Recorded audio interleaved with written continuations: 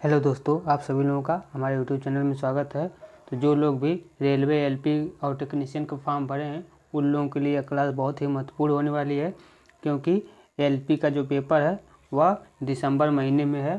तो आप लोगों के लिए जो है 1 महीना ही समय बचा हुआ है। तो जो लोग एलपी का पेपर देने जा रहे हैं उन लोगों के लिए यह क्लास बहुत ही महत्वपूर्ण होने वाली है, क्योंकि आज जो हम पेपर कराने वाले हैं या प्रीवियस ईयर यानी कि 2018 में जो पेपर हुए हैं उनका जो है सलूशन करवाने वाले हैं। तो चलिए शुरू करते हैं। यह जो पेपर है यह 31/8/2018 को पेपर हुआ था और यह सुबह वाली शिफ्ट यानी कि 10 से 11 के बीच हुआ था। तो इस पेपर को आज हम करने वाले हैं। अगर पेपर से संबंधित कोई भी प्रश्न या फिर कोई भी चीज़ आप लोगों को डाउट हो तो आप लोग कमेंट में कमेंट कर दीजिएगा और हाँ, चैनल को जो है सब्सक्राइब कर दीजिए। तो चलिए देखते हैं। पहला प्रश्न है कि दिया गया प्रश्न चित्र दिए गए उत्तर चित्र में से किसी एक में मौजूद है। तो उत्तर चित्र जो है पहचानना है कि उत्तर चित्र क्या है। तो इसमें जो है यह प्रश्न चित्र है और यह उत्तर चित्र है। तो इनमें से कौन सा मौजूद है। तो देखते हैं यह कोना जो है किस में मौजूद है। तो यह कोना जो है सीधा सीधा इस गुड़िया वाले में यह सभी मौजूद हैं। तो यानी कि गुड़िया वाला कौन है तो डी है। तो डी किस नंबर ऑप्शन में है तो डी ऑप्शन नंबर बी पे सही है। यानी कि इस प्रश्न का जो सही आंसर होगा ऑप्शन नंबर बी। अगला प्रश्न देखते हैं। प्रश्न नंबर 2 है निम्नलिखित में से कौन सी एक परिमेय संख्या है। तो निम्नलिखित में से कौन सी एक परिमेय संख्या है। तो परिमेय संख्या होती है जो रूट में नहीं लिखी जाती है, यानी कि जिनको p/q के रूप में लिखा जा सकता है वो परिमेय संख्या कहलाती हैं। तो 32 का जो है थर्ड रूट, तो 32 का जो है थर्ड रूट निकालेंगे तो 32 का जो गुणनखंड होगा 2 × 2 × यानी कि 5 बार 2 का गुणा। तो 5 में 2 का गुणा है तो क्यूब रूट है, तो क्यूब रूट में से केवल एक ही निकल पाएगा, 2 बच जाएंगे, तो यह नहीं होगा। उसके बाद 32 का 5 रूट है, तो 32 में जो जब 5 का रिपा है तो 2 × 2 5 बार लिखेंगे, यानी कि यहाँ से 2 निकल जाएगा तो यह हो जाएगा। 32 का 4 रूट है तो यह भी नहीं होगा और 32 का 6 रूट है तो यह भी नहीं होगा। यानी इस प्रश्न का जो सही आंसर होगा 5 रूट ऑफ 32, यानी कि ऑप्शन नंबर बी सही होगा। अगला प्रश्न है प्रश्न नंबर 3 है प्रधानमंत्री नरेंद्र मोदी के द्वारा राष्ट्र को समर्पित ढोला सदिया पुल किस नदी पर बनाया गया है। तो यह जो है करंट का सवाल है। तो ढोला सदिया पुल जो है किस नदी पर बनाया गया है। तो ढोला सदिया पुल जो है यह हजारिका सेतु यानी कि लोहित नदी पर बनाया गया है। और यह कब बनाया गया था। तो यह प्रधानमंत्री नरेंद्र मोदी के द्वारा 26 मई 2017 को जो है बनाया गया था।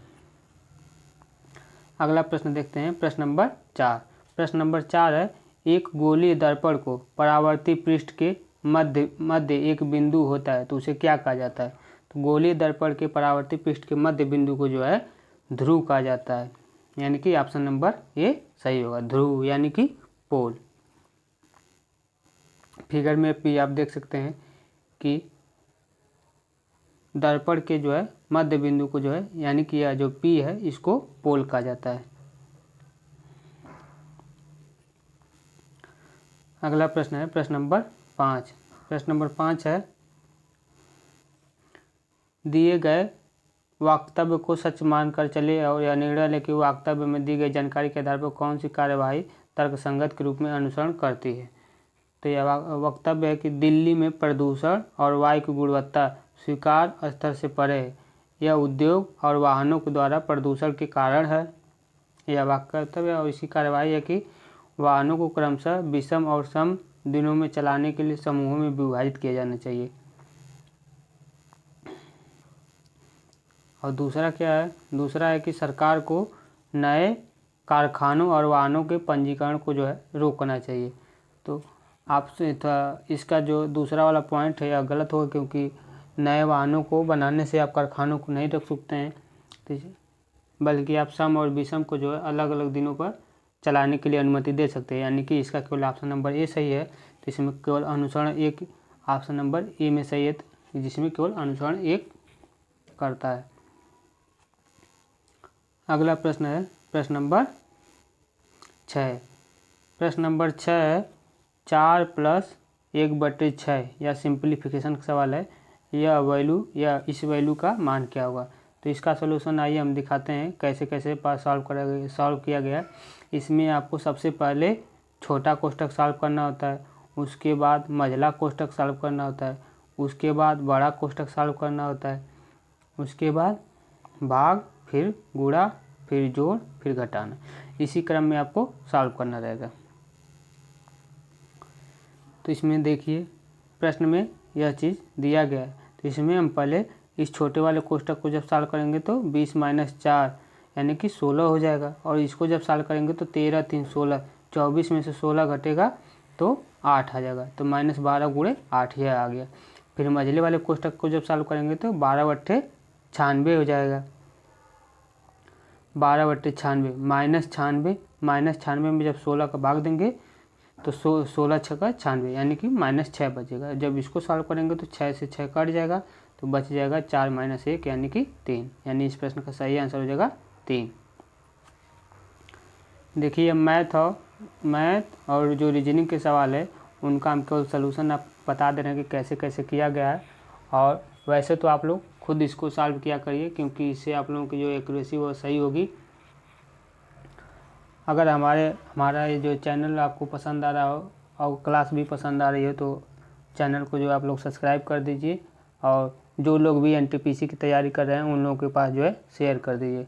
और भी अगर आप लोग क्लास चाहिए तो आप लोग कमेंट करिए, उसके बाद क्लास मिलेगी आपको। अगला प्रश्न है प्रश्न नंबर 7। प्रश्न नंबर 7 है एक तत्व ए फार्मूला A3O4 के साथ ऑक्साइड बनाता है, तब तत्व ए की संयोजकता पूछा है कि तत्व ए की संयोजकता क्या होगी। तो सूत्र जो दिया है वो A3O4। तो ए की संयोजकता जो होगी वह 4 होगी और ओ की जो संयोजकता होगी वह 3 होगी। तो इसमें जो संयोजकता होता है वह उल्टा होता है, यानी कि A3 लिखा है तो 3 जो है ओ की होगी, और O4 लिखा है तो 4 जो है ए की होगी। तो इसमें किसकी संयोजकता पूछा है, तो ए की संयोजकता पूछा है। तो ए की संयोजकता क्या होगी, ओ के ऊपर जो ओ के यहाँ जो लिखा है 4, तो यानी कि ए की संयोजकता 4 होगी। तो यानी कि इसका सही आंसर 4 होगा। अगला प्रश्न है प्रश्न नंबर 8। प्रश्न नंबर 8 है किसी घन के किनारों की लंबाई का योग किसी वर्ग के परिमाप के 4 गुने के बराबर है। अगर घन के आयतन के संख्यात्मक मान का 1/4 वर्ग के क्षेत्रफल के संख्यात्मक मान के बराबर है तो वर्ग की जो है भुजा की लंबाई क्या होगी। तो बहुत ही सिंपल सवाल है। प्रश्न आप लोग देख लीजिए, इसका सलूशन बताते हैं कैसे किया गया है।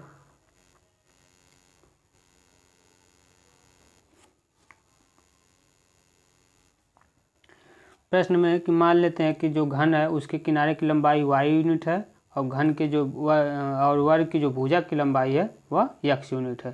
तो यह वर्ग हो गया, तो वर्ग की भुजा सभी चारों बराबर होते हैं x हो जाएगा, और घन में जो है सभी परत बराबर होते हैं, तो इनमें इसमें जो है इसकी y यूनिट है। तो शर्त के अनुसार जो है इतना प्रश्न में कहा गया है कि जो घन के किनारों की लंबाई का योग है वह वर्ग के परिमाप के 4 गुने के बराबर है। तो घन के किनारों की लंबाई जो होगा वह घन में सभी 12 किनारे होते हैं। तो 1 2 3 4 5 6 7 8 9 10 11 12 घन में 12 किनारा होता है। तो एक किनारे की लंबाई y है तो 12 किनारे की लंबाई 12y हो जाएगी। एक किनारे की लंबाई 12 किनारे की लंबाई 12y हो जाएगी, और 4 गुणे परिमाप। तो घन का जो किनारा 12 है, वर्ग का तो परिमाप वर्ग का एक भुजा की लंबाई जो x है तो वर्ग का परिमाप 4x हो जाएगा। यानी कि परिमाप क्या होता है, वर्ग के चारों भुजाओं का योग। तो 4x हो जाएगा। तो 4x वर्ग का 4 गुणे 4x हो जाएगा यहाँ से, क्योंकि 4 मल्टीप्लाई में है तो 4 गुणे 4x। इसको जब सॉल्व करेंगे तो यहाँ से y की वैल्यू आ जाएगी 4/3x।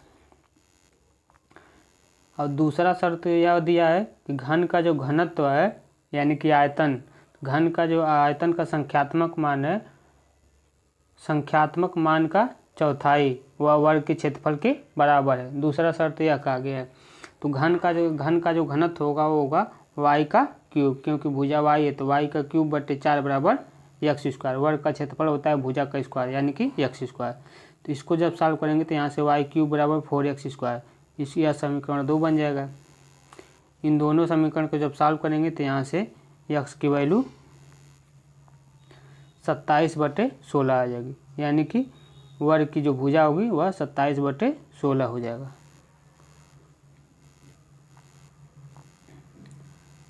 अगला प्रश्न है प्रश्न नंबर 9। प्रश्न नंबर 9 है, उस विकल्प का चयन करें जो दिए गए चित्र में त्रिकोणों की संख्या को दर्शाता है। तो त्रिकोणों की संख्या को दर्शाता है यानी कि इसमें कितने त्रिभुज बने हुए हैं। तो सीधा सीधा गिन लेते हैं कि 1 2 3 4 5 6 7 8 9 10 त्रिकोणों को जो दर्शाता है। 10 तो यह हो गए। फिर उसके बाद यह त्रिभुज लेंगे तो 11, फिर यह वाला 12, फिर यह 13, फिर यह 14 त्रिभुज हो जाएंगे। तो इस प्रश्न का सही आंसर हो जाएगा, वो होगा 14। अगला प्रश्न है प्रश्न नंबर 10। प्रश्न नंबर 10 है कि यह छात्रों का जो है क्रम दिखाया गया है। फिजिक्स, केमिस्ट्री, बायो, मैथ, इन सभी में यह छात्र के जो है नंबर पाए हुए हैं। अब प्रश्न में पूछा क्या है, प्रश्न में कहा है कि दी गई तालिका 4 विषय PCBM में जो है 4 छात्र हैं। 4 छात्र जो है WXYZ के द्वारा प्राप्त अंकों को प्रतिनिधित्व करती है। प्रत्येक विषय में अधिकतम 100 अंक है। तो 4 छात्रों के यम में औसत अंक कितने हैं।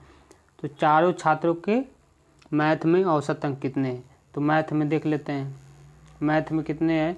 तो यम में यही 4 औसत है। तो इन चारों को जोड़कर बटे 4 कर देंगे। इन सभी चारों को जोड़कर 4 कर, यम वाली जो वैल्यू है यह चारों को जोड़कर बटे 4 कर देंगे। तो 85 60 40 65। तो प्रश्न में देखिए 85 60 45 40 65 बटे 4 को जोड़कर भागे 4 कर दिए हैं तो यह यम का औसत आ जाएगा। तो कितना आएगा 62.5। तो इसका आंसर हो जाएगा 62.5। अगला प्रश्न है प्रश्न नंबर 11। प्रश्न नंबर 11 है, जीवन पर आधारित फिल्म पैडमैन में किस अभिनेता ने रासायनिक कार्यकर्ता अरुणाचलम मुरुगनाथम का जो है किरदार निभाया है। पैडमैन में जो है अरुणाचलम का किरदार किसने निभाया है, तो वह अक्षय कुमार है। पैडमैन मूवी आई है तो उसमें मुख्य अभिनेता कौन है, तो अक्षय कुमार है, जिन्होंने अरुणाचलम मुरुगनाथम का जो है किरदार निभाया है, यानी कि इसका सही आंसर अक्षय कुमार हो जाएगा। अगला प्रश्न है प्रश्न नंबर 12। प्रश्न नंबर 12 है, यह प्रश्न है इसको सॉल्व करना है। तो सीधा सीधा जोड़ है, तो सीधा सीधा इसको 196 इन सभी को माइनस वाले को टोटल जोड़ लेंगे तो यह 21 इतना आ जाएगा। 196 में से घटाएंगे तो 174.244 आएगा। 174.244 यानी कि इसका सही आंसर ऑप्शन नंबर डी हो जाएगा। सीधा जोड़ना है।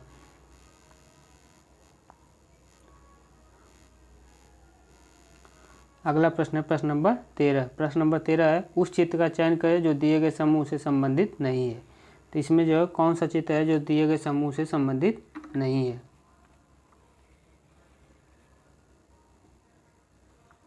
तो इस प्रश्न का जो सही आंसर होगा वो option number D. Option number D जो है समूह से संबंधित नहीं है। अब देख लेते हैं क्यों नहीं है। तो डी जो है अन्य सभी चित्रों से संबंधित नहीं, क्योंकि डी में उस चित्र का बायां मुख दायां मुख की ओर है तथा दायां मुख बायां मुख की ओर है। अगला प्रश्न है प्रश्न नंबर 14। प्रश्न नंबर 14 है, पौधों में प्राथमिक वृद्धि इससे होती है। तो वह किससे होती है, तो इसमें है कि लंबवत लंबवत विभज्योतोलक इससे नहीं होती, पार्श्व विभज्योतोलक इससे भी नहीं होती, अधिक विभज्योतोलक इससे होती है, शीर्ष विभज्योतोलक यानी कि इन दोनों से होती है, यानी कि सी और डी किस में है, तो सी और डी ऑप्शन नंबर बी में है। तो यानी किस प्रश्न का सही आंसर होगा, ऑप्शन नंबर बी। अगला प्रश्न है प्रश्न नंबर 15। प्रश्न नंबर 15 है बायोगैस में मीथेन का प्रतिशत कितना है। बायोगैस में जो है मीथेन कितने परसेंट होता है, तो बायोगैस में जो मीथेन होता है वह 75% होता है, यानी इस प्रश्न का सही आंसर होगा ऑप्शन नंबर सी 75%। मीथेन का फार्मूला क्या होता है, तो मीथेन का फार्मूला होता है CH4, कार्बन डाइऑक्साइड का होता है CO2 जिसमें 25 से 50% होता है, नाइट्रोजन का होता है NO2 जिसमें 0 से 10% होता है, हाइड्रोजन का होता है H2 जिसमें 0 से 1% होता है, हाइड्रोजन सल्फाइड का होता है H2S जिसमें 0.1 से 0.5% होता है। तो इस बार संभावना है कि अगली बार मीथेन से पूछा था, तो इस बार इन चारों में से कोई न कोई ज़रूर पूछेगा, तो यह प्रश्न इम्पॉर्टेंट हो जाएगा, इसको आप लोग तैयार कर लीजिए। अगला प्रश्न है निम्नलिखित में से सही मिलान कीजिए। पहला है वाट का नैनोमीटर, वाट का नैनोमीटर, किलोवाट 3.6 गुणे 10⁻10 जूल, 1 किलोवाट घंटा 1000 वाट घंटा, 1 हॉर्स पावर 746 वाट। तो इसमें से कौन सा ऑप्शन सही है, तो इसका जो सही ऑप्शन होगा ऑप्शन नंबर ए सही होगा। एक वाट बराबर होता है, वाट का जो मात्रक होता है वो नैनोमीटर पर सेकेंड होता है। किलोवाट घंटा जो है 1000 वाट घंटा होता है। 1 किलोवाट घंटा जो है 3.6 गुणे 10⁻6 जूल होता है। 1 हॉर्स पावर जो है 746 वाट होता है। तो यह सही पॉइंट है, तो इसलिए ऑप्शन नंबर ए सही है। अगला प्रश्न है प्रश्न नंबर 17। प्रश्न नंबर 17 है 145 मीटर लंबी एक ट्रेन किसी 655 मीटर लंबे पुल को 36 सेकंड में पार कर लेती है, तो ट्रेन की जो है गति कितनी है। तो ट्रेन की गति पूछा है, तो मान लेते हैं ट्रेन की 40 किलोमीटर है, तो 145 कितना दिया था ट्रेन की लंबाई, 145 मीटर लंबी ट्रेन है, 655 मीटर पुल है। तो ट्रेन की चाल अगर x मान लेते हैं यहाँ से, तो टोटल दूरी कितनी हो जाएगी, 145 ट्रेन की चाल है, 655 पुल का लंबाई है, तो टोटल लंबाई इतना हो जाएगा, बटे x कर देंगे चाल, तो टोटल समय आ जाएगा। तो 36 कितने घंटे में, 36 घंटा 36 सेकेंड में पार कर लेते हैं, तो यह टोटल मीटर प्रति सेकेंड 36 सेकेंड आ जाएगा। तो यहाँ से x की वैल्यू जब निकालेंगे तो 800/36 मीटर पर सेकेंड आ जाएगा। तो मीटर पर सेकेंड को बदलने, किलोमीटर प्रति घंटा में बदलने के लिए 18/5 से गुणा कर देंगे। मीटर पर सेकेंड को जो है किलोमीटर प्रति घंटा में बदलने के लिए 18/5 से गुणा कर देंगे। तो यहाँ से x की वैल्यू जो आएगी वह 80 किलोमीटर प्रति घंटा आंसर आ जाएगा। अगला प्रश्न है प्रश्न नंबर 18।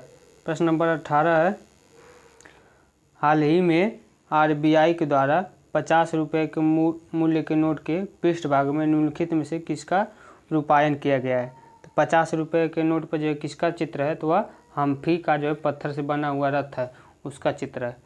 तो पेपर में जो है नोट से संबंधित प्रश्न आते हैं, तो यह नोट बहुत ही महत्वपूर्ण है, इनको आप लोग याद कर लिए कि 10 रुपये के नोट पर जो है कोणार्क का सूर्य मंदिर है, 50 रुपये के नोट पर हम्फ्री का रथ है, 100 रुपये के नोट पर रानी की वाव है, 200 रुपये के नोट पर सांची का स्तूप है, 500 रुपये के नोट पर लाल किला है और 2000 के नोट पर मंगलयान है। अगला प्रश्न प्रश्न नंबर 19।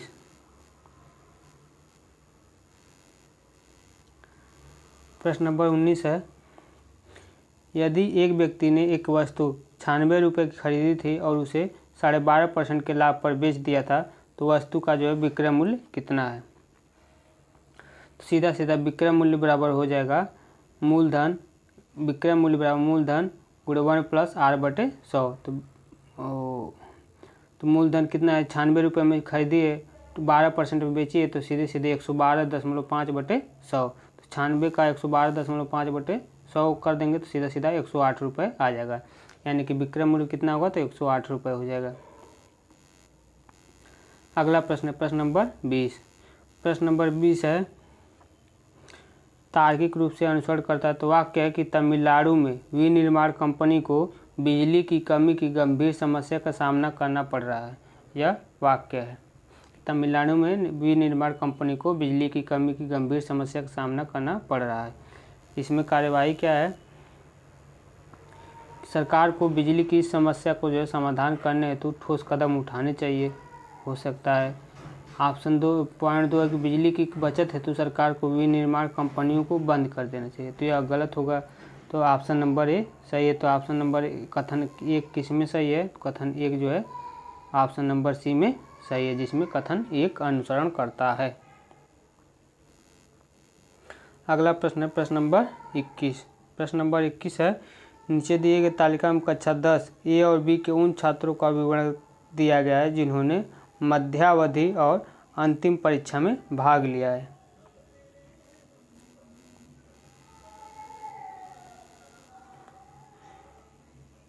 तो यह रिजल्ट है या सेक्शन ए है, सेक्शन बी है। तो इसमें कुल छात्रों की संख्या जो दोनों ही परीक्षा में असफल थे, तो 28 सेक्शन ए में, 23 सेक्शन बी में। और क्या दिया गया है, और दिया गया कि कुल छात्रों की संख्या जो मध्यावधि परीक्षा में असफल थे परंतु अंतिम परीक्षा में सफल थे। तो ऐसे 14 छात्र ए में हैं और 12 छात्र सेक्शन बी में हैं। ऐसे कुल छात्रों की संख्या जो अंतिम परीक्षा में असफल थे परंतु मध्यावधि में सफल थे। तो इसमें ऑप्शन सेक्शन ए में 6 छात्र हैं, सेक्शन बी में 17 छात्र हैं। और है कि कुल छात्रों की संख्या जो दोनों ही परीक्षा में सफल थे। तो ऐसे सेक्शन ए में 64 है और सेक्शन बी में 55 है। तो यह ग्राफ है, इससे संबंधित प्रश्न पूछे जाएंगे। इससे संबंधित प्रश्न है जिसमें पहला प्रश्न है कि उपर्युक्त आंकड़ों के आधार पर अंतिम परीक्षा में कक्षा 10 सेक्शन ए के कितने % छात्र सफल हुए हैं। कितने % छात्र सफल हुए हैं, तो सफल हुए हैं 64 पूरी तरीके से सफल हुए हैं और 14 जो थे वह सेक्शन ए में सफल हुए। टोटल 78 छात्र सफल हुए हैं और कुल छात्र सेक्शन ए में कितने हैं, तो वह टोटल 112 हैं।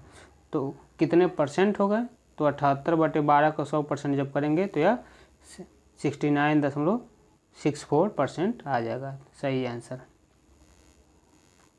अगला प्रश्न प्रश्न नंबर 22। प्रश्न नंबर 22 है एक परिमेय संख्या का हर उसके अंश से 10 अधिक है। यदि अंश को 4 बढ़ा दिया जाता है और हर को 3 कम कर दिया जाता है तो जो संख्या वह 5/6 संख्या प्राप्त होती है। तो वास्तविक परिमेय संख्या क्या होगी। तो इसका भी सलूशन सिंपल है।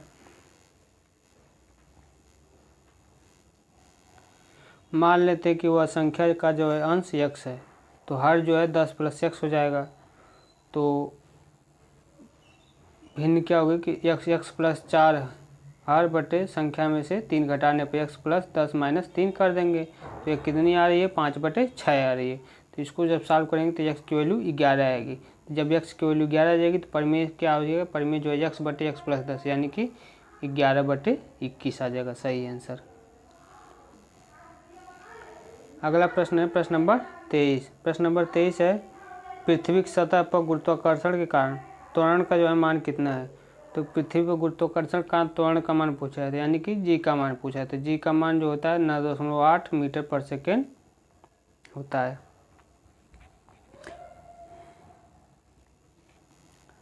ऑप्शन नंबर डी सही होगा। अगला प्रश्न है प्रश्न नंबर 24। प्रश्न नंबर 24 है रीजनिंग का सवाल है कि यह जो लिखा गया है इसको क्रम का उपयोग करते हुए निम्नलिखित श्रृंखला में लुप्त पद ज्ञात करें। इस क्रम का जो है उपयोग करते हुए निम्नलिखित में लुप्त पद ज्ञात करना है।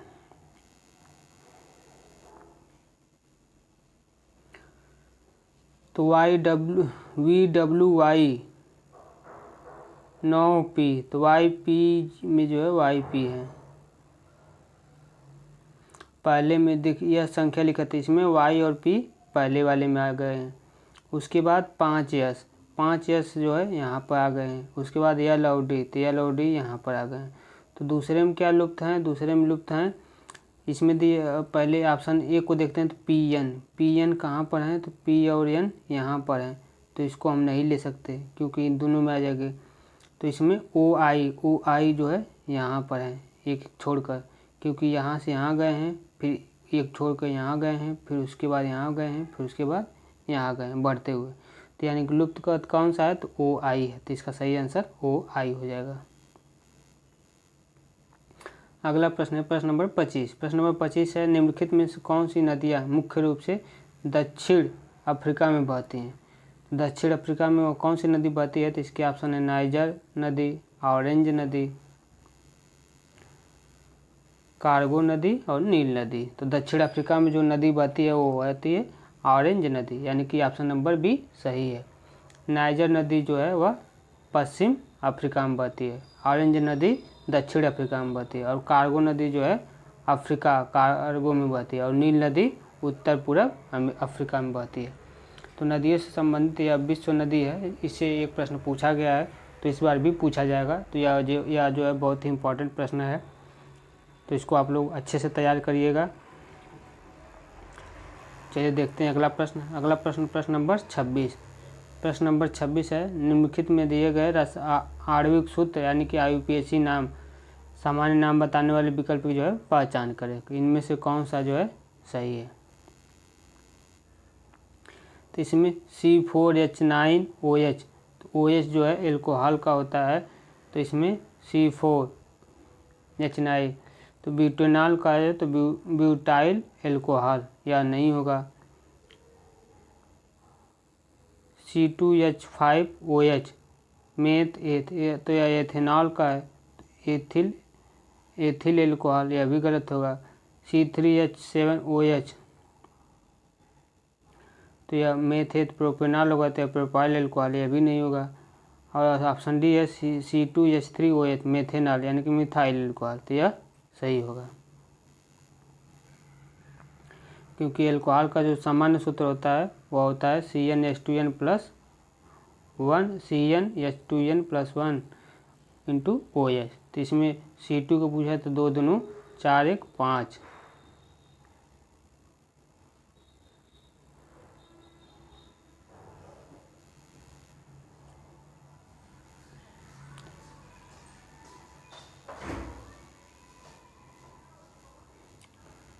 चूँकि प्रश्न में जो है पूछा गया कि विकल्पों में गलत वाला पूछा है, कौन से इसमें जो है गलत है, तो गलत में जो है ऑप्शन नंबर डी यह जो है गलत है। क्योंकि यहाँ पर C2H3OH जो है मेथेनॉल नहीं होगा, यह CnH2n+1 इंटू OH को जो है फॉलो नहीं करता है, तो यह ऑप्शन नंबर डी गलत होगा।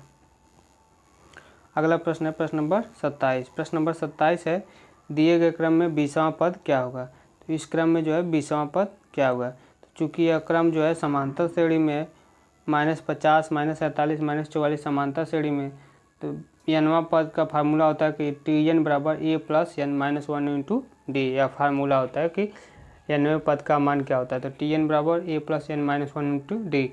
इसमें A जो है प्रथम पद है, Tn जो है nवां पद है, n की वैल्यू पूछा है, nवां पद पूछा है, डी जो है सर्वांतर है यानी कि उन दोनों के बीच का अंतर है।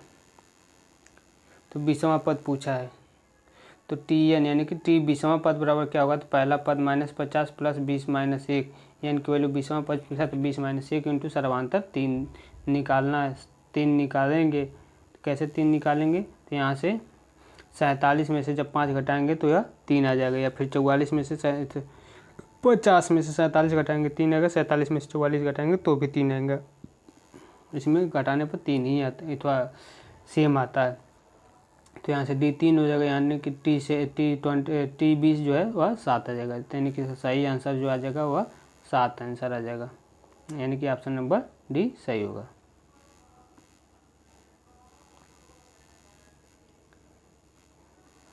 अगला प्रश्न प्रश्न नंबर 28। प्रश्न नंबर 28 है संख्याओं के उस दिए गए संबंधित जोड़ों के आधार पर अनुपस्थित संख्या का जो है चयन करें। तो इसमें से यह संख्या पर क्या कौन सी संख्या आएगी।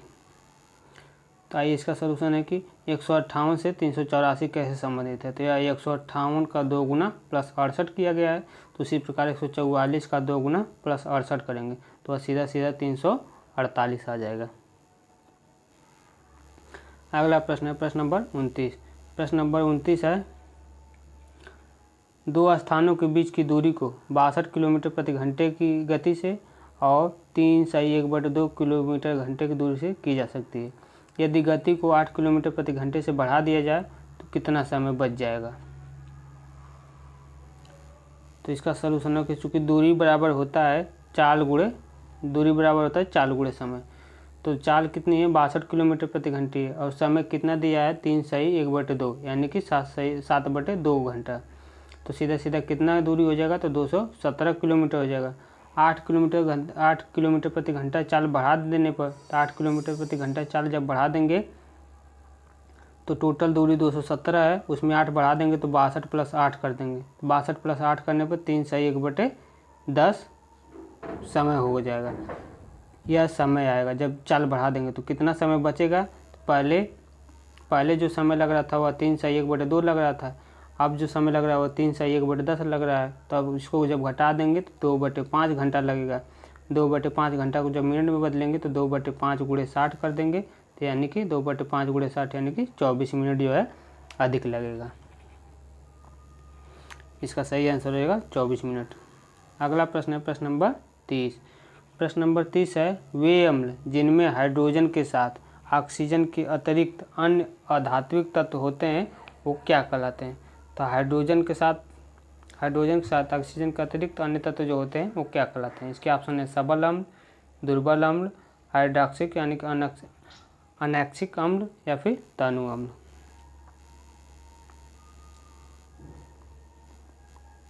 तो इस प्रश्न का जो सही आंसर होगा हाइड्रॉक्सिक अनैक्सिक अम्ल।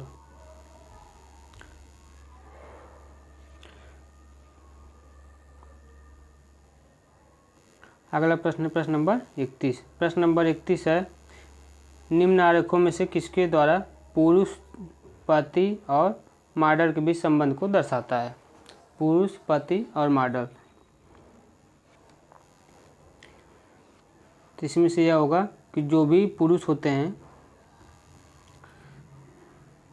सभी पति जो है पुरुष होते हैं। तो पुरुष के अंदर ही सभी पति आएंगे, फिर सब कुछ मॉडल जो है पति भी होते हैं और पुरुष भी होते हैं। तो यानी कि इसमें से ऑप्शन नंबर सी वाला जो फिगर है वह सही होगा। अगला प्रश्न है प्रश्न नंबर 32। प्रश्न नंबर 32 है, दिए गए अनुक्रम में यदि कोई बाईं ओर से 8वें स्थान से आरंभ होने वाले अक्षर को अंग्रेजी वर्णमाला में उनके अगले अंक पर रहे अक्षर से प्रतिस्थापित किया जाता है और जेड को ए से प्रतिस्थापित किया जाता है तो परिणाम स्वरूप बनने वाले अनुक्रम में कितने वी होंगे। कहा कि यदि बाईं ओर से 8वें स्थान से आरंभ होने वाले अक्षरों को अंग्रेजी वर्णमाला में जो प्रतिस्थापित किया जाता है तो कितने वी बनेंगे। तो बाईं ओर से 8वें स्थान से जो है प्रतिस्थापित किया जाता है तो कितने वी बनेंगे। तो इन सभी को बदलने पर जब इसको या बदल देंगे तो यहाँ से कोई भी वी प्राप्त नहीं होगा, यानी कि इसका आंसर होगा 0। अगला प्रश्न है प्रश्न नंबर 33। प्रश्न नंबर 33 है, एक कक्षा में 60% बच्चों को गणित पसंद है, 45% को जो है विज्ञान पसंद है, 25% को गणित और विज्ञान दोनों पसंद है। तो ऐसे कितने % छात्र बच्चे हैं जिन्हें कम से कम एक विषय पसंद है। इस प्रश्न का जो सलूशन है कि 35% ऐसे हैं जिन्हें गणित पसंद है, 20% ऐसे हैं जिन्हें विज्ञान पसंद है और 25% ऐसे हैं जिन्हें दोनों पसंद है। तो इनमें से कौन से पूछा कि कितने बच्चे हैं जिन्हें कम से कम एक विषय पसंद है।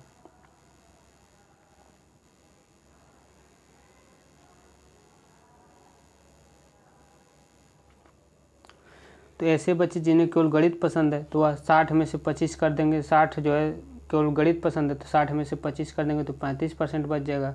कितने जिन्हें केवल विज्ञान पसंद है तो 45 में से 25 कर देंगे तो वह 20% जो है विज्ञान वाले को हो जाएगा। कम से कम एक विषय पूछा है, तो कम से कम एक विषय जो है 35% में केवल गणित पसंद है, 20% में विज्ञान पसंद है और 25% में दोनों पसंद है। तो यानी कि टोटल 80% हो जाएगा, यानी इसका सही आंसर हो जाएगा 80%। अगला प्रश्न है प्रश्न नंबर 34। प्रश्न नंबर 34 है,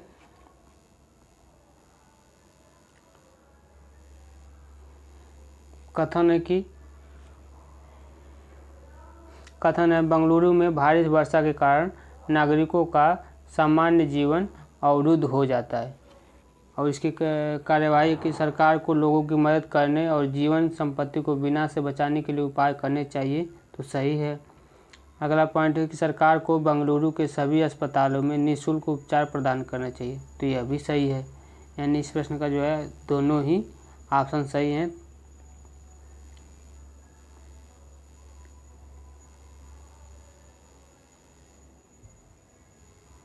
नहीं, बारिश के कारण कहा, तो बारिश के कारण जो है निःशुल्क उपचार कोई मेन मुद्दा नहीं है, तो इसलिए ऑप्शन नंबर ए, एक पॉइंट नंबर ए सही है। तो केवल वह किस में है, तो ऑप्शन नंबर ए में है। तो इसका जो सही आंसर ऑप्शन नंबर 1 हो जाएगा। अगला प्रश्न है प्रश्न नंबर 35। प्रश्न नंबर 35 है 1.2 सेंटीमीटर ऊंचाई की एक वस्तु दर्पण से 60 सेंटीमीटर की दूरी पर वास्तविक प्रतिबिंब पाने के लिए 20 सेंटीमीटर फोकसीकरण के जो है एक अवतल दर्पण से 30 सेंटीमीटर पहले रखी हुई है। प्राप्त प्रतिबिंब की जो है ऊंचाई क्या होगी? तो इस प्रश्न का जो आंसर होगा कि जो आवर्धन बराबर होता है वह होता है प्रतिबिंब की लंबाई बटे वस्तु की लंबाई, यानी कि प्रतिबिंब की दूरी बटे वस्तु की लंबाई। चूँकि u बराबर दिया है 60 सेंटीमीटर, प्रतिबिंब की लंबाई 60 सेंटीमीटर और u दिया है वह 30 सेंटीमीटर। कितनी दूरी पर रखिए? 30 सेंटीमीटर। वस्तु की लंबाई जो दिया है 1.2 सेंटीमीटर। तो प्रतिबिंब की लंबाई निकालना है, तो प्रतिबिंब की लंबाई बटे वस्तु की लंबाई 1.2 सेंटीमीटर और v दिया है प्रतिबिंब की दूरी v 60 सेंटीमीटर और वस्तु की दूरी दिया है u यानी कि 30 सेंटीमीटर। तो इसको सॉल्व करेंगे तो यहाँ से प्रतिबिंब की लंबाई जो आएगी वो आएगी 2.4 सेंटीमीटर, यानी कि इसका सही आंसर 2.4 सेंटीमीटर होगा, ऑप्शन नंबर ए।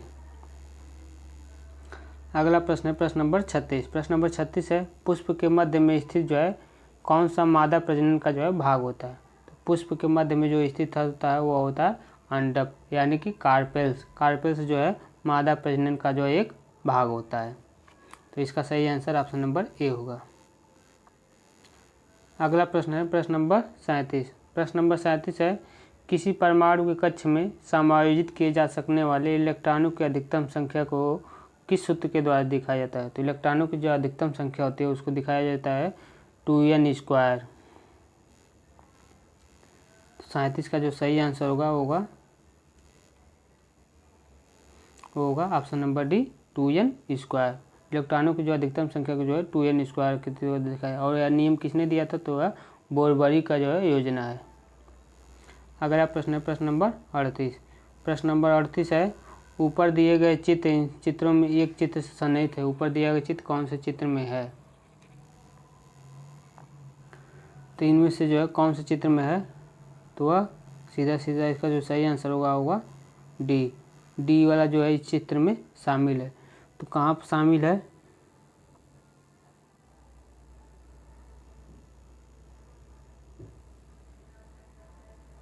तो आप लोग देखिए यहाँ पर यह ऐसे गया है, फिर ऐसे आया है, फिर ऐसे हो गया है। उसी प्रकार यहाँ से ऐसे आया है, फिर ऐसे हो गया। तो यह ऑप्शन नंबर डी में शामिल है। अगला प्रश्न है प्रश्न नंबर 39। प्रश्न नंबर 39 है उत्तर की ओर मुख करके खड़े हुए यक्ष जो है घड़ी की सुई की दिशा में 205 अंश मुड़ जाता है और फिर घड़ी की दिशा में विपरीत घड़ी की दिशा के जो विपरीत 160 अंश मुड़ जाता है। अब जो यक्ष की दिशा क्या होगी? तो उत्तर की ओर मुख करके खड़ा है यक्ष घड़ी की पहले 205 मीटर मुड़ता है, 205 अंश मुड़ता है, फिर विपरीत दिशा में 160 अंश मुड़ता है। तो उसको देख लेते हैं।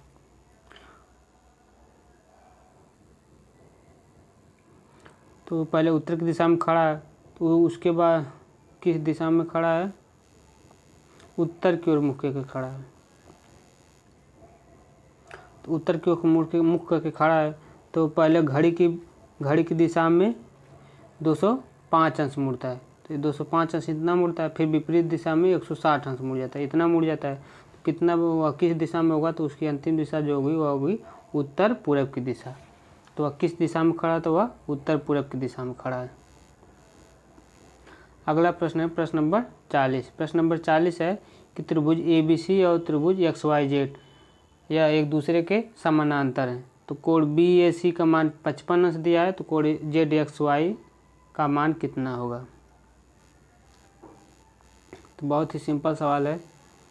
यह दोनों ही त्रिभुज एक दूसरे के समरूप हैं। तो इसमें कोण की वैल्यू 55 दिया है, BAC की वैल्यू 55 दिया है। तो प्रश्न में पूछा है कि कोण ZXY की वैल्यू क्या होगी, तो वह भी 55 अंश ही होगी।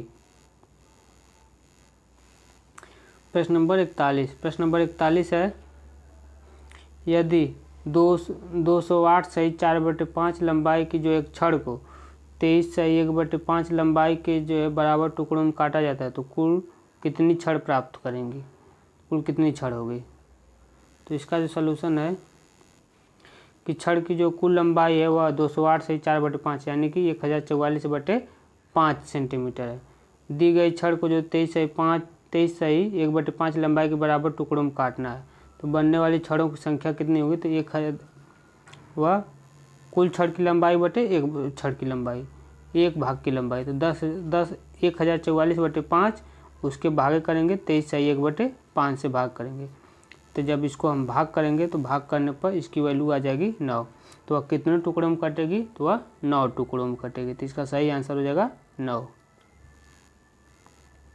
अगला प्रश्न है प्रश्न नंबर 42। प्रश्न नंबर 42 है निम्नलिखित में से कौन सा जो है एक बायोगैस का घटक नहीं है। तो बायोगैस का इनमें से कौन सा घटक नहीं है। तो इसके ऑप्शन है hydrogen sulphide, methane, carbon monoxide. तो इसमें देखिए मीथेन है, कार्बन मोनोऑक्साइड है, कार्बन डाइऑक्साइड है, हाइड्रोजन सल्फाइड नहीं है। तो इसका सही आंसर हो जाएगा हाइड्रोजन सल्फाइड।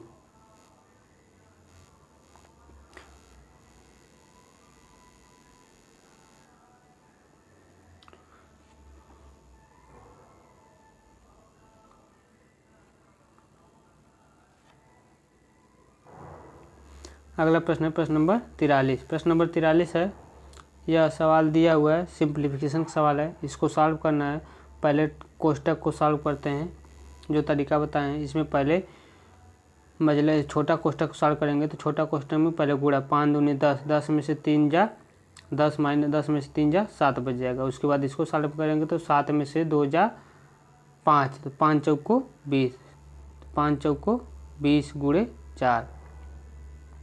उसके बाद 7 से भाग देंगे तो 7 दूनी 14 गुणे 4 गुणे 5 यानी कि 40, यानी इसका सही आंसर हो जाएगा 40।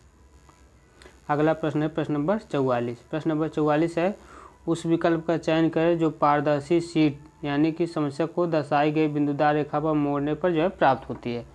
तो मोड़ने पर जो कौन सा फिगर प्राप्त होगा, तो मोड़ने पर जो फिगर प्राप्त होगा वह सीधा सीधा यह वाला फिगर प्राप्त होगा मोड़ने पर, क्योंकि इसमें बिंदु है या इसमें बिंदु है और वृत्त है। तो बिंदु और वृत्त में फिर वर्ग है, वृत्त है, तो वर्ग और बिंदु इसमें, फिर बिंदु और वृत्त इसमें है, तो बिंदु और वृत्त इसमें भी हैं। तो यानी कि इसका सही है ऑप्शन सी। तो सी किस में दिया है, तो सी ऑप्शन नंबर ए में दिया है, तो इसका सही आंसर सी हो जाएगा, ऑप्शन नंबर ए सही होगा।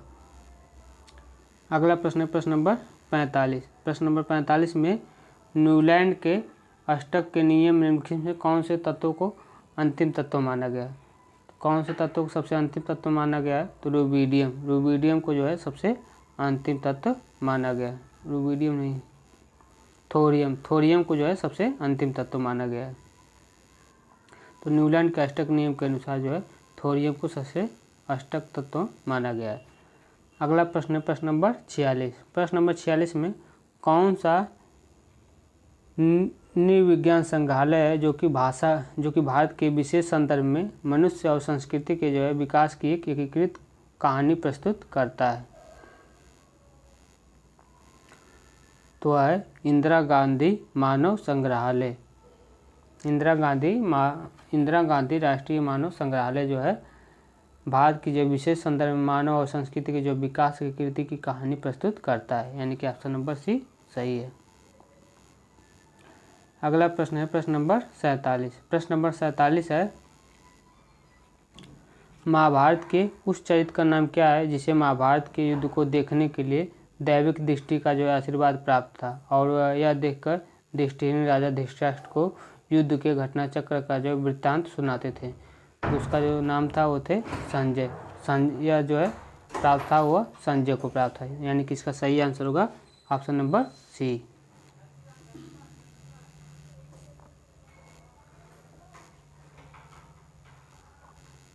अगला प्रश्न है प्रश्न नंबर 48। प्रश्न नंबर 48 है, दोनों वस्तुओं के मध्य का बल हमेशा बराबर और विपरीत होता है, यह विचार न्यूटन के किस नियम के रूप में दिया गया? तो यह न्यूटन का जो है तीसरा नियम होता है। यह जो है न्यूटन का तीसरा नियम, तो यानी इस प्रश्न का सही आंसर होगा ऑप्शन नंबर ए, न्यूटन का तीसरा नियम। अगला प्रश्न है प्रश्न नंबर 49। प्रश्न नंबर 49 है, नीचे दो कॉलम दिए गए उनमें से मिलान करना है। तो मिलान करने के बाद हम आपको दिखा दे रहे हैं कौन सा है।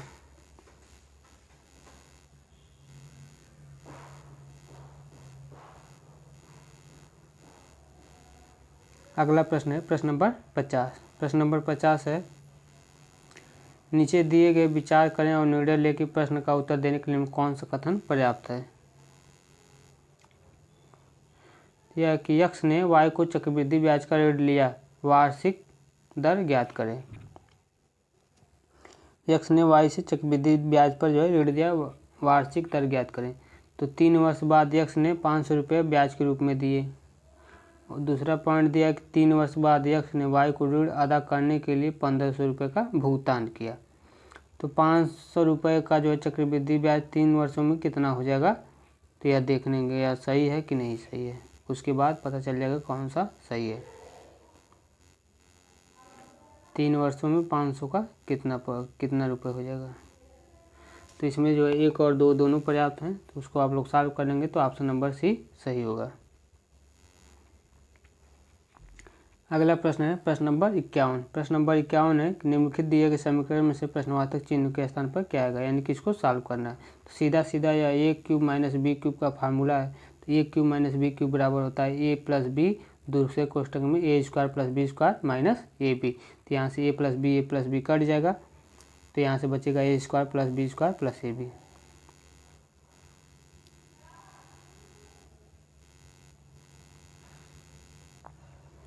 देखिए प्रश्न में दिया है A cube minus B cube का सूत्र तो वह होता है A minus B, A square plus A B. और ए प्लस बी स्क्वायर का क्या होता है? A square plus B square का जो होता है वो होता है A square plus B square plus 2ab। तो जब इसको सॉल्व करेंगे तो सॉल्व करने पर सीधा यह आएगा, और इसको सॉल्व करेंगे तो यहाँ से सीधा वैल्यू आ जाएगा 7/90, यानी कि इसका सही आंसर होगा 7/90।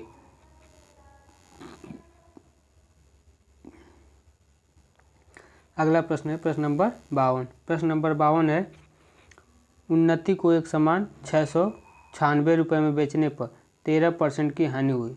10% लाभ पाने के लिए उसे सामान का मूल्य कितना बढ़ाना चाहिए? तो 10% लाभ पाने के लिए उसे सामान का कितना मूल्य बढ़ाना चाहिए? तो आइए इसको सॉल्व करते हैं। चूँकि सामान का मूल्य दिया है 696 में जो है 3% की हानि हुई है, 13% की हानि हुई है। तो 696 का जो 13% की हानि हुई है, यानी कि बिका कितने में? तो सामान हो जाएगा 880 में। 696 का जो है 100/87 कर देंगे, यानी कि 100 में से 87 इधर 13 कम 87 कर देंगे। तो उसके बाद 10% का लाभ हुआ है तो 110/100 कर देंगे, तो सीधा उसका मूल्य जो है 880 आ जाएगा। तो 880 मूल्य आ जाएगा। उसके बाद तो बढ़ा कितना है? तो पहले 696 था, अब 880 का हो गया, तो बढ़ा 184 रुपये। तो 184 रुपये मूल्य बढ़ गया। तो सीधा इसका सही आंसर हो गया ऑप्शन नंबर सी। अगला प्रश्न है प्रश्न नंबर 53। प्रश्न नंबर 53 है, किस पूर्व क्रिकेटर ने टीम 5 और अक्सर 2 में अभियान शुरू किया है। टीम 5 और अक्सर 2 अभियान शुरू किया तो वह एस श्रीसंत ने टीम 5 और अक्सर 2 अभियान को जो है शुरू किया है। अगला प्रश्न है प्रश्न नंबर 54। प्रश्न नंबर 54 है, जब एक उपग्रह पृथ्वी की चारों ओर 40,000 किलोमीटर त्रिज्या के ग्रहपथ पे घूमता है तो गुरुत्वाकर्षण बल द्वारा किए गए कार्य की जो गणना कीजिए, यानी गुरुत्वाकर्षण बल के द्वारा कितना कार्य हो रहा है। तो इसका सही आंसर होगा कि जब कोई भी ग्रह किसी पृथ्वी वृत्तीय पथ पर गति करता है तो उसके द्वारा नेट विस्थापन जो है वह शून्य हो जाता है, उसके द्वारा जो कार्य होगा वह भी शून्य हो जाएगा। तो इसका सही आंसर हो जाएगा 0 जूल, यानी कि 0 जूल, यानी कि इस प्रश्न का सही आंसर होगा 0 जूल। अगला प्रश्न है प्रश्न नंबर 55। प्रश्न नंबर 55 है, उस विकल्प को चयन करें जो निम्नलिखित चित्र का सही दर्पण प्रतिबिंब बनाता है। तो इस प्रश्न का जो सही दर्पण प्रतिबिंब बनेगा वो बनेगा सीधा इसका बनेगा या ऑप्शन नंबर बी सही होगा, क्योंकि यहाँ पर जब भी दर्पण रखेंगे तो पास वाली चीज़ पास आती है, यानी कि यह इस तरह मुड़ा है तो यह इस तरह मुड़ा है, यह ऊपर गया तो यह ऊपर बने, यह जो दूर वाला कोना है यह दूर जाएगा तो यही वाला ऑप्शन सही होगा। इसमें उल्टा कर दिया, इसमें भी नहीं होगा, इसमें नीचे कर दिया, इसमें ऊपर किया, इसमें भी ऊपर कर दिया तो यह गलत होगा, यानी कि ऑप्शन नंबर बी सही होगा। अगला प्रश्न है प्रश्न नंबर 56। प्रश्न नंबर 56 है, पिनाकी भास्वती से 90 वर्ष छोटी है। 13 वर्षों के बाद भास्वती की आयु पिनाकी की आयु की जो है 1.5 गुनी हो जाती है। तो पिनाकी की जो है वर्तमान आयु पूछा है, तो पिनाकी की वर्तमान आयु कितनी होगी।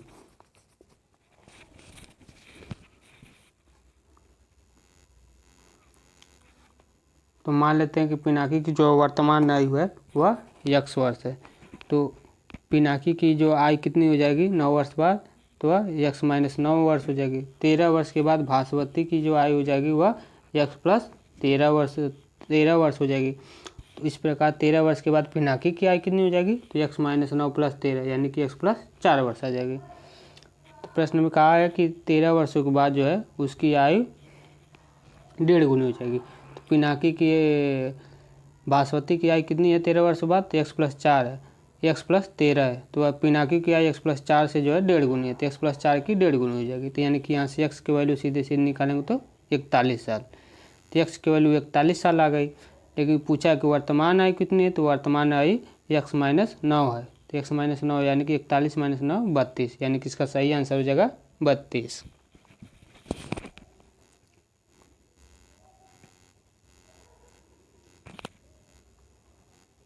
अगला प्रश्न है प्रश्न नंबर 57। प्रश्न नंबर 57 है, सुनील ने अपनी यात्रा 2 संबंधित 33 संबंधित 34 दोपहर बाद शुरू की और गंतव्य स्थान पर 4 संबंधित 43 संबंधित 45 दोपहर बाद पहुंच गया। सुनील की यात्रा प्रारंभ करने के 45 मिनट 27 सेकंड के बाद अनिल ने यात्रा शुरू की और गंतव्य पर 37 मिनट 16 सेकंड के बाद पहुंचा।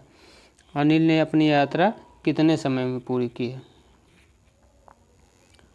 तो इसका सलूशन सीधा यह है कि अनिल के द्वारा जो यात्रा प्रारंभ करने का समय है वह 2 सही 33 संबई 34 है सॉरी, और वह कितने समय प्राप्त किया है, तो वह 0 घंटा 45 सेकेंड 27 सेकेंड में, यानी कि वह कब पहुंचा है, तो 3:19 1 PM पर पहुंचा है। अनिल के द्वारा गंतव्य पहुंचने का जो स्थान है वह इस अनुपात में हो जाएगा, तो अनिल द्वारा यात्रा ख़त्म करने का जो समय होगा वह उसका अनुपात सीधे 2 घंटे 2 मिनट हो जाएगा, यानी कि इसका सही आंसर होगा 2 घंटे 2 मिनट।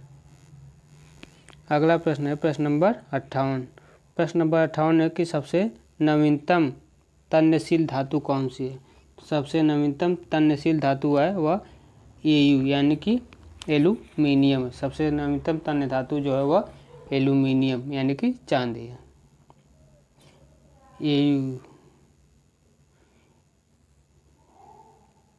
Au है यानी कि सोना है, सॉरी सोना, सबसे तन्य धातु जो है सोना है Au। अगला प्रश्न है प्रश्न नंबर 59। प्रश्न नंबर 59 है, मस्तिष्क का कौन सा हिस्सा सांस लेने को जो है नियंत्रित करता है। मस्तिष्क का जो है मज्जा जो है वह सांस लेने को जो है नियंत्रित करता है, यानी इसका सही आंसर हो जाएगा, वो हो जाएगा मज्जा।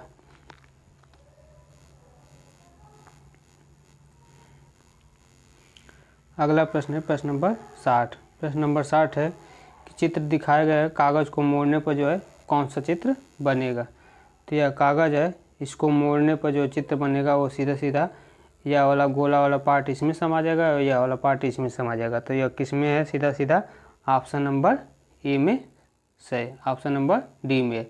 इस प्रश्न का सही आंसर हो जाएगा ऑप्शन नंबर डी सही हो जाएगा। प्रश्न नंबर 61। प्रश्न नंबर 61 है कि दर्पण रखने पर यह कौन सा चित्र बनेगा। तो दर्पण रखने पर जो चित्र बनेगा वो सीधा सीधा पास वाला पास बनेगा, दूर वाला दूर, यानी कि त्रिभुज का या दूर बनेगा। त्रिभुज का या दूर होगा और इस तरह का त्रिभुज बनेगा, या इस प्रकार से त्रिभुज इन दोनों में नहीं है, इन दोनों में है। तो इसमें से कौन सा बनेगा,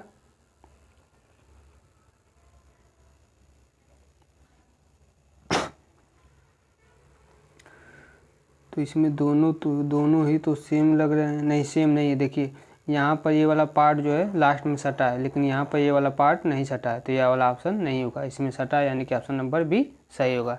इस प्रश्न का सही होगा ऑप्शन नंबर बी सही होगा। अगला प्रश्न है प्रश्न नंबर 62। प्रश्न नंबर 62 है, यह सिंप्लीफिकेशन का सवाल है, सरलीकरण का सवाल है। इसको सॉल्व करना है, तो सॉल्व करने में सीधा सीधा है, पहले छोटा कोष्ठक सॉल्व करेंगे तो 4 4 दूनी 8, यहाँ पर 2 बच जाएगा, फिर 2 का 2 में गुणा करेंगे तो यह 4 आ जाएगा। तो 4 में से 1 जाएगा, 3 3 3 6, यानी कि इतना को पूरा सॉल्व करने पर 6 आएगा। फिर आफ का गुणा, आफ का मतलब होता है यहाँ पर गुणा, आफ का मतलब होता है गुणा। तो 14 का 2 में गुणा करेंगे तो 14 दूनी 28, फिर 28 में से 6 घटाएंगे तो सीधा सीधा 22 आ जाएगा, यानी कितनों को सॉल्व करने पर 22 आ जाएगा। तो 22 का जब 2 में गुणा करेंगे तो 22 दूनी 44, तो 44 5 माइनस 44 ये आ जाएगा। यहाँ से इतना सॉल्व करने पर 44 में से 5 करेंगे तो सीधा सीधा 39 आ जाएगा। तो -39 प्लस 16, -39 प्लस 16 करेंगे, इसको सॉल्व करेंगे तो सीधा सीधा आंसर आ जाएगा -39 plus 16, -39 plus 16, -39 minus minus plus आ जाएगा, तो -39 प्लस 39 प्लस 55। तो इसका सही आंसर होगा वह 55 होगा। ऑप्शन में नहीं दिया गया है, तो जो प्रश्न में ऑप्शन में नहीं दिया रहेगा तो उसका जो है नंबर आप सभी लोगों को बराबर बराबर मिलेगा। आप उस प्रश्न को सॉल्व करिए या फिर गलत सॉल्व करिए, इसका जो है नंबर सभी लोगों को मिलेगा। अगला प्रश्न है प्रश्न नंबर 63। प्रश्न नंबर 63 में है, कथन है कौन सी धारा जो है निहित है। तो कथन है कि एक परीक्षा के दौरान अन्वेषक ने कहा कि यदि किसी ने नकल करने की कोशिश की तो मैं उसको परीक्षा से रद्द कर दूंगा। यह जो है कथन है। तो इससे धारा क्या है कि कुछ छात्र परीक्षा के दौरान नकल करते हैं, बात सही है, और छात्र जो है परीक्षा के दौरान नकल नहीं करेंगे, तो यह भी सही होगा, यानी कि इसमें दोनों ही धाराएं सही होगी। तो इसका सही होगा ऑप्शन नंबर बी, दोनों ही धाराएं निहित होगी। अगला प्रश्न है प्रश्न नंबर 64। प्रश्न नंबर 64 है, किसी मिश्रित धातु में 35% चांदी थी। यदि मिश्रित धातु की मात्रा में 119 ग्राम चांदी थी तो मिश्रित धातु में जो है अन्य तत्वों की जो है मात्रा कितनी थी। तो इस प्रश्न का जो सलूशन होगा यह होगा कि मान लेते हैं कि मिश्रित धातु जो है वह x ग्राम है। तो मिश्रित धातु में चांदी की जो मात्रा 119 ग्राम है, तो चांदी की मात्रा कितनी है, तो x का जो है 35/100, यानी कि 7x/20 ग्राम हो जाएगा। तो 7x/20 ग्राम की वैल्यू जो दिया है वह 119 ग्राम दिया है, तो यहाँ से x की वैल्यू 340 ग्राम आ जाएगी। तो x की वैल्यू 340 ग्राम, यानी कि मिश्रित की जो मात्रा है वह 340 ग्राम है। तो मिश्रित धातु में अन्य तत्वों की मात्रा कितनी होगी, तो 340 में से मिश्रित वाला घटा देंगे तो वह 221 ग्राम आ जाएगा, यानी कि इसका सही आंसर 221 ग्राम होगा। अगला प्रश्न है प्रश्न नंबर 65। प्रश्न नंबर 65 है, मणिपुर के पूर्ववर्ती विश्व रजत पदक विजेता का नाम बताइए जिसने रोहतक में आयोजित वर्ष 2018 के राष्ट्रीय महिला मुक्केबाजी स्पर्धा में 48 किलोग्राम के वर्ग में स्वर्ण पदक जीता था। तो वह कौन थे? तो वह थे सरजू बाला देवी। सरजू बाला देवी ने 2018 में 48 किलोग्राम के वर्ग में जो है स्वर्ण पदक जीते थे। तो इसका सही आंसर होगा ऑप्शन नंबर सी। अगला प्रश्न है प्रश्न नंबर 66। प्रश्न नंबर 66 है, नीचे दिए गए बच्चों के एक समूह में आयु वर्षों में जो है दी गई है, उनकी जो है माध्यिका क्या होगी?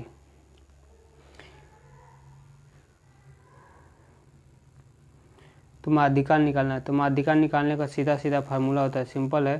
पहले इसको आपको क्रम में बनाना पड़ेगा। तो पहले इसको जो है आरोही क्रम में सेट करेंगे। तो आरोही क्रम में सेट करने पर आएगा 2 3 5 6 7 8 9 9।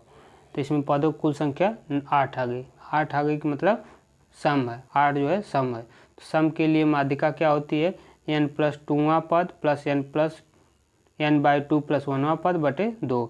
अगर यही 8 की जगह कोई और संख्या जैसे 9 आता, 7 आता, 5 आता तो यह विषम होता। तो विषम के लिए क्या होता है? n+1/2वां पद, इसी से निकाल लेते हैं। तो चूँकि सम है तो यह आएगा माध्यिका n/2वां पद प्लस n/2 + 1वां पद बटे 2। तो n की वैल्यू 8 है तो 8/2 पद प्लस 8/2 प्लस 1 पद, 8/2 + 1 वां पद बटे 2। 8/2वां पद का मतलब चौथा पद, और यह 4 + 1 यानी कि 5वां पद बटे 2। तो चौथा पद प्लस 5वां पद बटे 2। तो यहाँ से चौथा पद क्या है और 5वां पद क्या है? तो चौथा पद देखिए, पहला दूसरा तीसरा चौथा, चौथा प्लस 6 और 5वां पद 7 है। तो 6 और 7 जोड़कर 2 कर देंगे। तो 6 + 7 13/2 यानी कि 6.5। तो माध्यिका कितनी आ जाएगी? 6.5, यानी कि सही आंसर होगा 6.5। अगला प्रश्न है प्रश्न नंबर 67।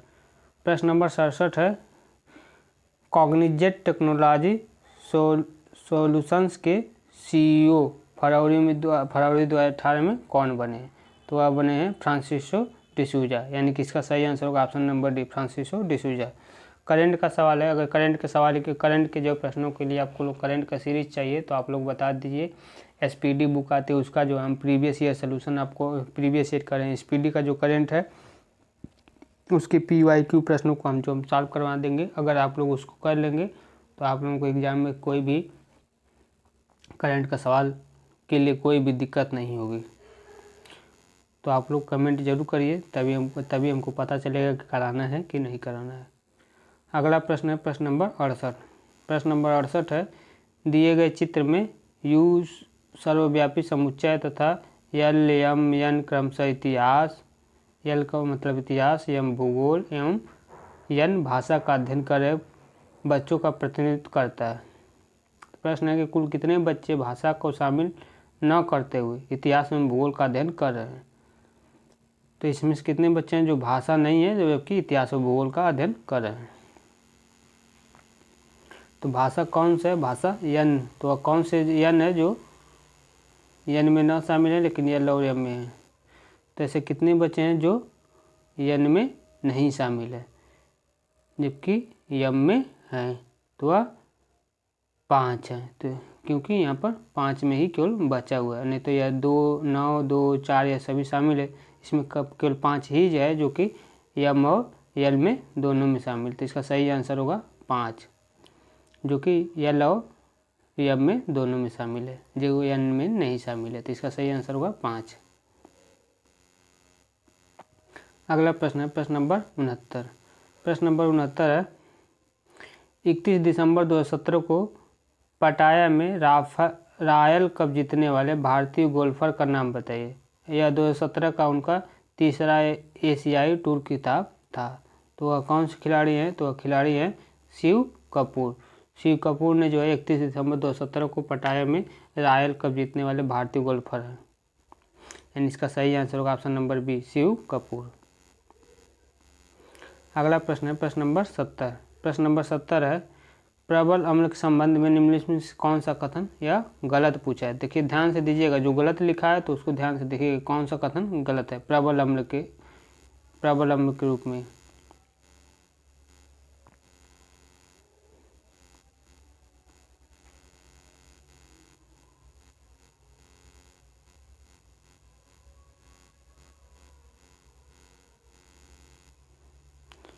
प्रबल अम्ल के रूप में कौन सा कथन गलत है।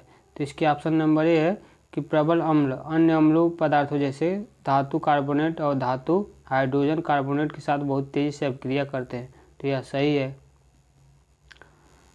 ऑप्शन 2 है कि हाइड्रोक्लोरिक अम्ल, सल्फ्यूरिक अम्ल और नाइट्रिक अम्ल प्रबल एसिड है। तो यह भी सही है। ऑप्शन नंबर सी है कि अम्ल वह रासायनिक पदार्थ होते हैं जिनमें स्वाद नमकीन होता है। तो अम्ल में जो है नमकीन नहीं होता है, जबकि खारा होता है। और डी है कि सभी खनिज अम्ल प्रबल अम्ल होते हैं। तो यह भी सही है। तो सी वाला गलत है। तो प्रश्न में पूछा कौन नहीं होता है, कौन सा गलत है, तो वह ऑप्शन नंबर सी गलत है।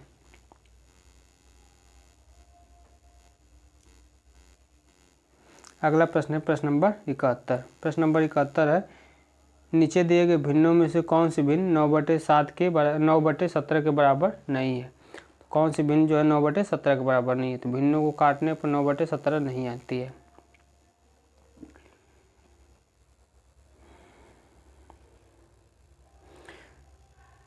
तो 27 को काटेंगे तो 3 9 27 कट जाएगा, 3 17 या 51 यह भी कट जाएगी। तो यह है। तो इसमें से ए वाली जो है 108/221 जो है यह भिन्न के 9/17 के जो है बराबर नहीं है। अगला प्रश्न है प्रश्न नंबर 72। प्रश्न नंबर 72 है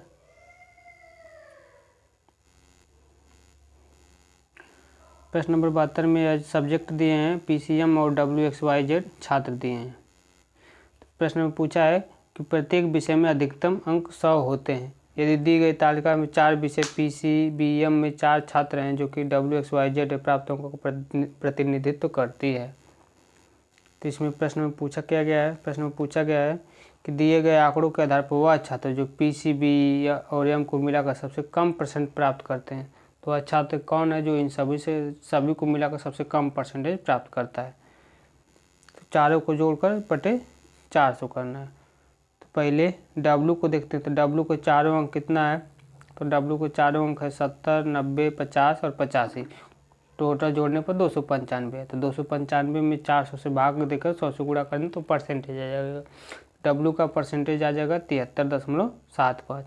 इसी प्रकार से यक्स का करेंगे। तो यक्स के जो अंक है 55, 80, 95 और 60। तो टोटल 290। तो 290 का जब 290 में 400 से भाग करेंगे और 100 का गुणा करेंगे तो परसेंटेज आ जाएगा। तो करेंगे तो 72.5 यक्स का आ गया और 73.75 W का आया है। तो इस प्रकार से Y का करेंगे। तो Y का जो है करेंगे तो 60, 20, 90, 40 जोड़ने का 210 आएगा। तो 210 का 4/400 करेंगे तो यह आ जाएगा 52.5%। इसी प्रकार Z का करेंगे तो Z का आएगा 68.75%। तो पूछा सबसे कम किसका है। तो सबसे कम जो है वह Y का होगा। सबसे कम जो है Y का होगा 52.5%। सही आंसर होगा Y। अगला प्रश्न है प्रश्न नंबर 73। प्रश्न नंबर 73 है विपुल सैबल की तुलना में 16 साल छोटा है। अब से 12 साल बाद सैबुल की आयु विपुल की आयु से जो है 1.5 गुनी है। तो अब सैबल की आयु कितना है। प्रश्न में मान लेते हैं सैबल की आयु जो है 1 साल है। तो विपुल की आयु कितनी हो जाएगी। 16 साल बड़ा है तो विपुल की आयु जो है x - 16 हो जाएगी। 12 साल बाद सैबल की आयु कितनी होगी। तो x + 12 साल हो जाएगी। 12 वर्ष बाद विपुल की आयु कितनी होगी। तो 12 वर्ष बाद विपुल की आयु x - 16 + 12 कर देंगे तो यानी कि x - 4 साल हो जाएगी। शर्त के अनुसार कहा है कि जो सैबल की आयु है वह विपुल की आयु की 1.5 गुना है। तो सैबल की आयु कितना है। तो x + 12 है। विपुल की आयु x - 4 है। तो x + 12 बराबर 1.5 गुना गुणे x - 4। तो जब इसको सॉल्व करेंगे तो यहाँ से x की वैल्यू आ जाएगी 36 वर्ष, यानी कि शैबल की आयु जो है वह 36 वर्ष हो जाएगी। 36 सही आंसर हो जाएगा। अगला प्रश्न है प्रश्न नंबर 74। प्रश्न नंबर 74 है, 3 त्रिभुजों को एक बड़े त्रिभुज के तीनों कोणों में से इस तरीके से बनाया गया है कि प्रत्येक छोटे त्रिभुज की जो है प्रत्येक भुजा बड़े त्रिभुज की अनुरूप भुजा की 1/4 है। त्रिभुज की जो है 1/4 है। 3 छोटे त्रिभुजों के कुल क्षेत्रफल और बड़े त्रिभुजों के शेष क्षेत्रफल के बीच अनुपात कितना है। तो यह बड़ा त्रिभुज हो गया और छोटा त्रिभुज हो गया। तो छोटा में जो है 2x इनकी भुजा हो गई, 2x इनकी भुजा हो गई और 2x इनकी हो गई। तो समबाहु त्रिभुज की भुजा जो है 8x है। समबाहु त्रिभुज की जो भुजा है वह 8x है। तो समबाहु त्रिभुज का क्षेत्रफल निकालेंगे तो समबाहु त्रिभुज का क्षेत्रफल होता है कर्ण 3/4 भुजा का स्क्वायर। समबाहु त्रिभुज का क्षेत्रफल होता है कर्ण 3/4 भुजा का स्क्वायर। तो कर्ण 3/4 भुजा जो है 8x दिया है तो 8x स्क्वायर कर देंगे। तो कर्ण 3/4 भुजा का स्क्वायर हो जाएगा तो 8x स्क्वायर यानी कि 16√3x²। इसी प्रकार तीन छोटे त्रिभुज समबाहु त्रिभुज का क्षेत्रफल निकालेंगे तो हो जाएगा 3 गुणे, क्योंकि 3 त्रिभुजों को निकालें तो 3 गुणे कर्ण 3/4 भुजा का स्क्वायर। तो छोटे त्रिभुज की भुजा 2x दिया है तो 2x का स्क्वायर कर देंगे। तो यहाँ से छोटे त्रिभुजों का समबाहु त्रिभुज का क्षेत्रफल आ जाएगा 3√3x²। तो शेष समबाहु त्रिभुज का क्षेत्रफल कितना होगा, तो बड़े वाला का दिया है 16√3x²। बड़े वाला का निकालें तो आया 16√3x² और छोटे वाले का निकाले हैं तो 3√3x²। घटा देंगे तो घटाने पर आएगा 13√3x²। तो पूछा है कि छोटे वाले त्रिभुजों का क्षेत्रफल का जो अनुपात है और बचे वाले त्रिभुजों के क्षेत्रफल का अनुपात पूछा है। तो इन दोनों का अनुपात निकालेंगे तो 3/13 आ जाएगा, यानी कि सही आंसर 3/13 होगा। अगला प्रश्न है और लास्ट प्रश्न है, क्योंकि एलपी में 75 ही प्रश्न पूछे जाते हैं तो यह आज का लास्ट प्रश्न है। देखते हैं, डीएनए का जो है एक खंड जो कि प्रोटीन की जानकारी प्रदान करता है उसको क्या कहा जाता है। तो डीएनए का जो खंड होता है जो कि प्रोटीन की जानकारी प्राप्त करता है उसको जीन कहा जाता है, यानी कि ऑप्शन नंबर सी सही होगा। आज का जो है सभी 75 सवाल जो है समाप्त हो गए हैं। आई होप आप सभी लोगों को हमारा ये क्लास पसंद आया होगा। अगर पसंद आया हो तो लाइक करें, सब्सक्राइब करें, और जो लोग भी इस बार एएलपी की जो है तैयारी कर रहे हैं उन लोगों के पास जो है शेयर कर दें।